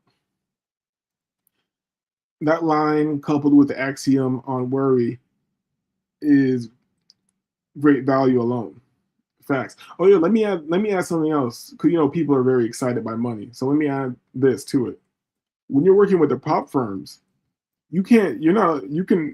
some prop firms allow you to have 5 accounts. Some prop firms allow you to have 20 accounts. Now think about the power. Here's what everybody should be trying to do. You're not chasing wins. You're chasing capital. Because think about it. If you could have 20 $150,000 accounts, like what is that? What is that? Is that $2 million?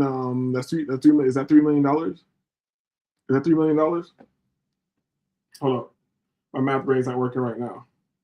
150, 1,000 times 20 equals, that's $3 million. I was right. That's $3 million of capital. You feel me? Now, once you have $3 million of capital, think about the small percentages you have to chase.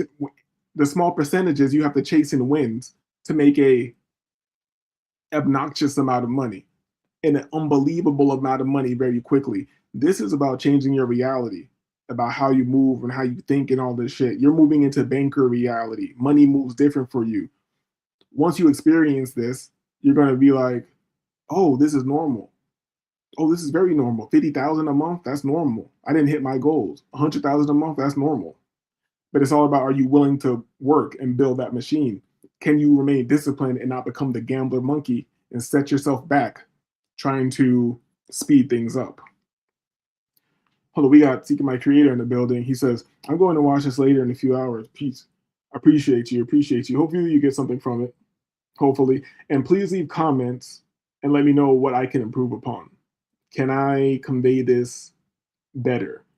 Or you just got value out of it and I should expound upon this. You feel me? And when I do expound upon these ideas and get more into the technicals and nuances of analysis, I'll add that to my community post. So anybody who's actually interested from this channel knows to slide over there. Perpetual says, about your point last stream, people ain't serious. Trying to let you. Yes, yes. Yes, that's one of my biggest pet peeves outside of celebrity dick. Exactly, because it's like you're trying to, and that's one thing where and I'm glad you said that. In conjunction with the trading, once you understand this shit, if your mind like if your mind's off or whatever, or if you're in a bad emotional state, it's not a good time to trade. You're gonna f yourself up. You know, that's why I just stopped trading. Like I'm like, yo, I'm in straight study mode. Yes, I look at the chart every day. Yes, I'm gonna analyze and keep my chart time up or whatever. But I'll trade again. I'll trade again next week. I'll trade again next week. You feel me? And that's another thing why you try to like protect your mind and your peace so much when you're in this thing, because nobody else, only other traders, are gonna understand how important it is to keep your mind in a certain, what's the right word I want to use? Because calm is too simple. Fuck it, let's just keep it hood. You gotta keep your mind right. You feel me? Because if you're off, you can't perform properly. But here's another thing. Let's not say any can'ts. We don't believe in can'ts. You need to simplify your system down to a point where you can perform pissed off, you can perform drunk, you can perform on very little sleep. That's how familiar and how simple your system should be. You feel me? And another thing about maintaining emotional control and like protecting your mind, like people are not going to understand, is most people can do their job pissed off. It don't take much to put the fries in the fucking bag. You feel me? And extrapolate that from that point to what everybody's doing. And that's connected to the Patrice shit I was playing earlier.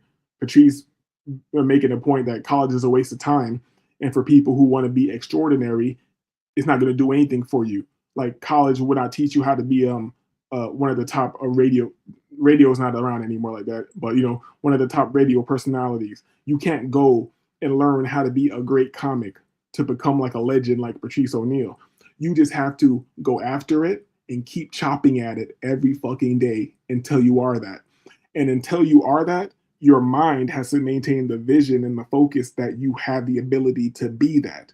When everybody's telling you that this can't work, that's not how it goes. You're never gonna be that. Nigga, you know my shit. My shit that you a bitch. You sound like a bitch. That's my mind. That's my mental protection right there. You feel me?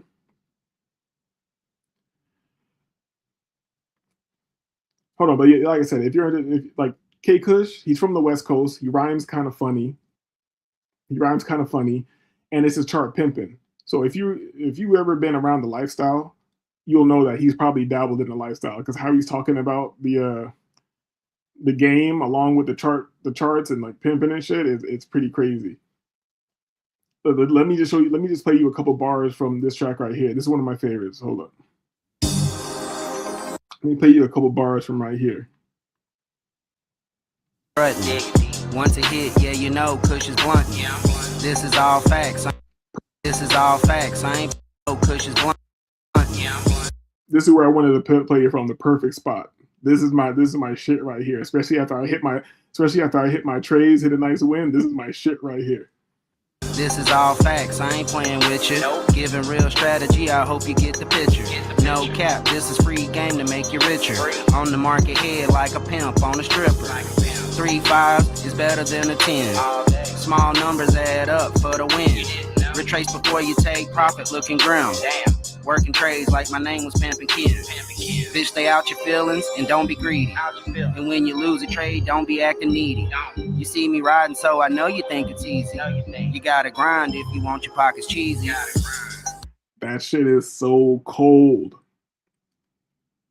Bitch, stay out your feelings and don't be greedy. And when you lose a trade, don't be acting needy. You see me riding, so I know you think it's easy. You gotta grind if you want your pockets cheesy.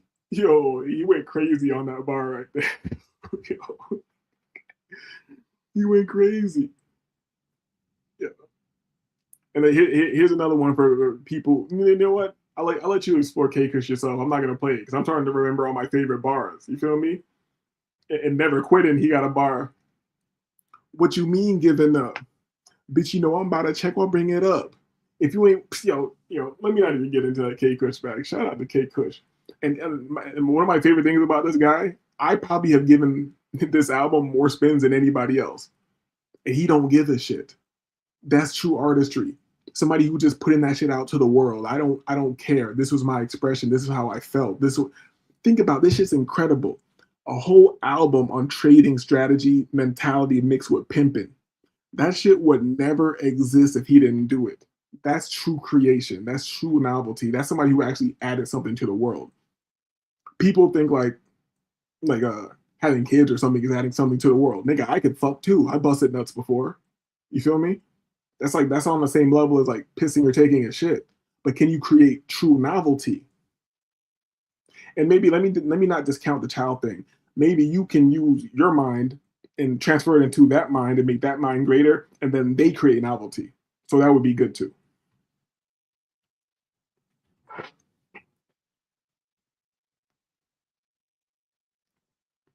Hold up. I fuck with it. Buddy Flowing ain't just saying that. I fuck with Buddy Flowing. Yo, I could just listen to K Kush. You feel me? So I'm not gonna keep playing K Kush. There's other traders. If you're into the trader app, and feel me, once I hit my goal trading, I might go back into making music in my album. If I do a rap project, which I don't, if I do a rap project, it'll probably be straight trader app. You feel me? Hold up, let me show you a little sample of this. Big Esco Trader Talk. This is another guy. He makes good trade music. And especially if you want to be on your really hood shit. If you're like one of these guys who like trading is the new trapping and all that shit, I don't subscribe to that. It's the same way I don't subscribe to like, oh, a man who takes care of his family and his kids, that's a real gangster.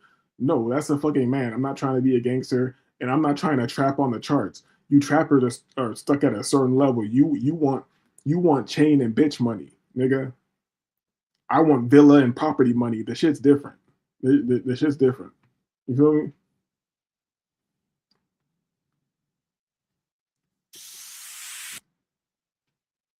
Yeah, but it's definitely hard.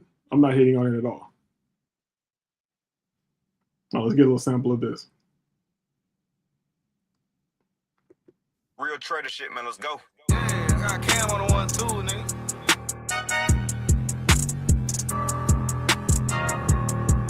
Let's go booming in this bitch, nigga. They like, Esco, how did you get all that money? I told these niggas start trading. How the fuck you got the time to do what you want? Nigga, I had to stay patient. Lately, I've been reminiscing on all of my sins. Bitch, I was battling Satan. But I'm on the lawn and got the serpent out my grass and dealt with my ramifications. Me and my partner be up in the living room looking at cameras we trading. Chopping it up about how we make it, and bitch, our whole family made it. Making it weekly and that's on the daily. That's why I know that they hate. That's why I know that they mad at me. Run up on me and this shit be a tragedy. Bitch, I'm a king, you can call me your majesty. Stuff in my pockets and shit at capacity. All of my engines be sniped with the accuracy. Pressing one button, I'm making your salary. I take a loss, but the shit ain't gonna get to me. Dodging and stopping. All of my engines be sniped with the accuracy. You feel me? Like, if you're not trading, you're not even gonna get these bars right here. I'm making your salary. I take a loss, but the shit ain't gonna get to me. Dodging and stopping the way that it's hitting me. Ain't no way that I'm viewed as liquidity. Market be testing me, shit get the best of me. Used to be up in the street like a sesame. Stopping the way that it's hitting me. Ain't no way that I'm viewed as liquidity. Market be dodging and stopping the way that it's hitting me. Ain't no way I'm gonna beat this liquidity. Market be testing me, shit get the best of me. Yo, he's really talking. He's really talking. That's why you can't even talk like that unless you understand this trade shit. You feel me? You can't even talk like that unless you understand this trade shit. Shout out to Dead Perpetual fucking with it. Yo, Aaron, you know what's weird? Look, when I put Dead Hall on the screen, it says need that dead end. But in the chat, I see Dead Hall. Because I know what you're talking about. And most people don't. You know, I invented a genre of music. I'm the only one to ever do this. And I probably will, you know what? I will move forward with that. I just want to be a professional. I ain't trying to get people to like my music. If I'm dropping music, it's because I want to do that shit and I don't need any money from it. Oh, you know what? I want him to spit that next bar too, because it goes crazy. That little, we got time. real trader shit, man. Let's go. Yeah, I got Cam on the one too, nigga. Lost, but the shit ain't gonna get to me. Dodging Press one button, I'm making your salary. I take a loss, but this shit ain't gon' get to me. Dodging the stop, ain't no way that it's hitting me. Ain't no way that I'm viewed as liquidity. Market be testing me, shit get the best of me. Used to be up in the street like a sesame. Now I wake up in the morning, trade S&P. I got the sauce, I can give you the recipe. I gotta check how the fuck is you checking me. No, it's Used to be up in the streets like a sesame. Now I wake up in the morning, trade S&P. You know, niggas can't understand that shit, man. Real trader talk shit, man. Real trader talk shit, man. Hold on, you know what? And I just want this one bar to be heard from TP Smack. TP Smack.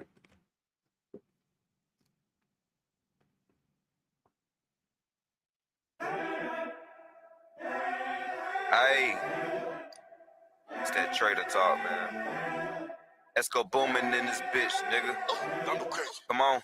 Hey, I say I got up off my ass and learned the skill, I needed that. Don't be talking about no money around me, no, I'm keeping that. Every time I... That's all you got to hear right there. I said I got up off my ass and learned the skill, I needed that. You feel me? And this is, I know this guy's story. It's somebody who was really like in the streets. Check my phone and be another TP smack. Every time I check my phone and be another TP smack. When I speak, I'm speaking facts. I think me and the green attached. Niggas think they beating us, so these niggas go peep the stats. I'm a trader, baby. I just paid your bills and made it back. I'm not lazy, baby, but my money come while I relax. This a money glitch, so when I'm trading, don't be on no funny shit. I dump the clip, another flip, another flip, another flip. Think I'ma take another trip, no McDonald's, I'm loving it. Hella whoop jaws be coming in, all this before funny shit. Boss nigga, spin that shit, we don't care what it costs, nigga. Lost nigga, come with me, I put you on some sauce, nigga. I floss different, the way I walk different. Lost nigga, come with me, I put you on some sauce. Like, yo. You feel me? He definitely, hold up. He's definitely sliding. But once you understand the language, you're like, oh, you going crazy. You going crazy. You feel me? But you know, I'll do this. Cause how long we been here? Why does the number look crazy like that? How long is it? You guys can't see this, but like the number on my screen looks insane. Am I coming up on like 2 hours for real? Hold up. So yeah, I dropped the link in case anybody want to come up here and chop it for a second. I think the show has done what it needs to do. It conveyed simplicity, but didn't downplay the technical aspect.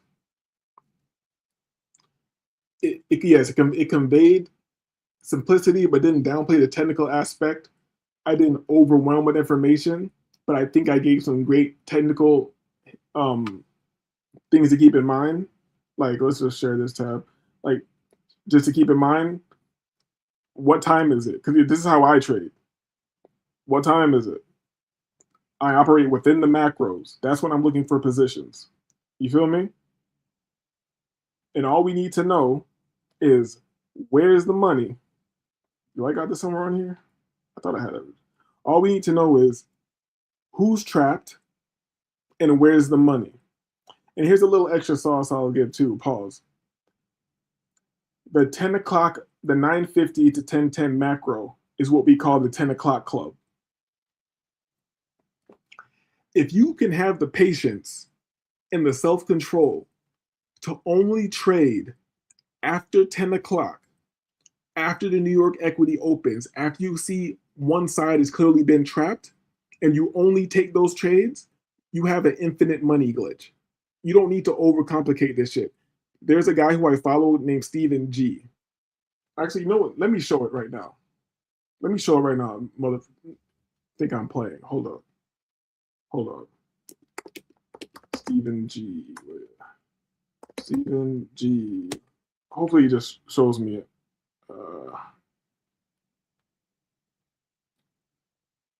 Give me one second.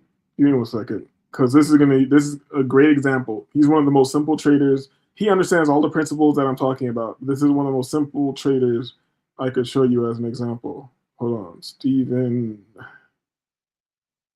Where is he at? One second. Trust me, it's going to be worth it. Hold on. If I go to here, will it show me post? 1 second. Subscriptions. I go to all subscriptions. How do you see people's community posts? Because here's the thing about Steven. Steven doesn't post any. Give me 1 second. I have to find this. Steven doesn't post. Here's another guy. I'll tell you. If you don't like my trading style, follow Blasian. Follow Blasian. Hold on. Give me 1 second. Let me get Steven G up here because you're gonna see how simple this is. 1 second. I don't know why this guy's buried so far in my subscriptions. Steven. 1 second. There we go. I refuse to give up. Share this tab instead.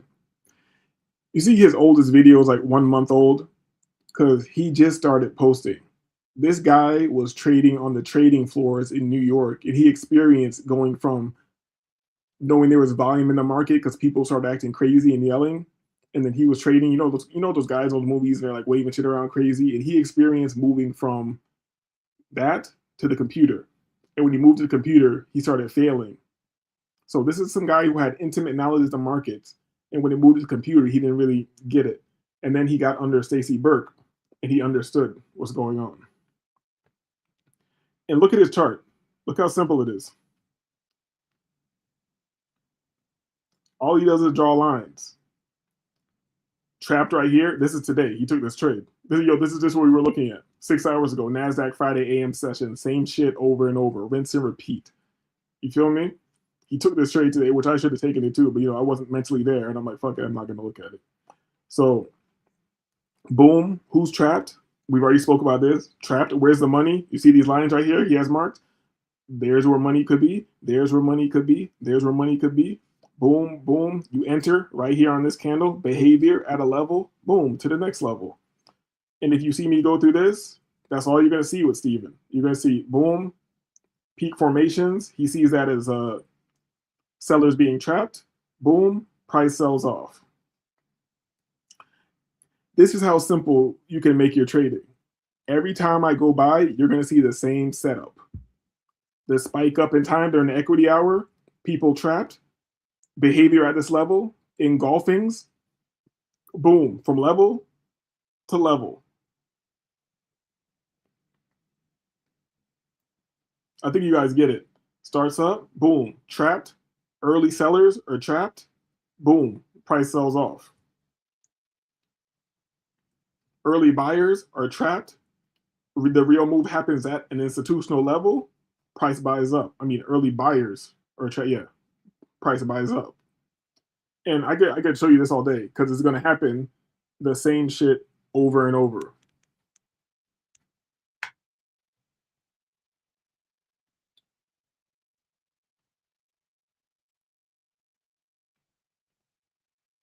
Kind of asshole behavior, no matter what the degree. Aloofness. You're a dick. If you're aloof, if you have quiet to your self-confidence. To everybody that passed through the show, I wanted to show you like a little Patrice. I'm not even gonna let you get a whole punchline in because I tricked you with the Patrice O'Neal and I got you to come over here and learn. Huh? You like that, don't you? Like how I tricked you. It was a clever ruse. You feel me? But I think I've done enough here. I'm going to get off here. I'm going to actually write my trading plan so I can get fully into it and not feel like I'm overwhelming anybody. But I feel like anybody who might be interested in what I do, I gave you an interesting, not even in-depth. In-depth, I definitely think it's not in-depth. I gave you a concise, coherent explanation of how I view the markets. And I can get deeper into it because I just showed you, I just said institutional levels. And you see high of day, obviously low of day, but it's an institutional level.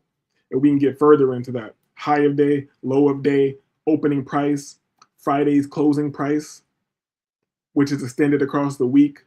The high and low of Monday, which prints in the range of the week, has a high been broken, the low been broken, it gets deeper, man. the previous week high, previous week low, previous month high, previous month low. These are the institutional levels which we're watching. But more than often, you don't even got to do all that.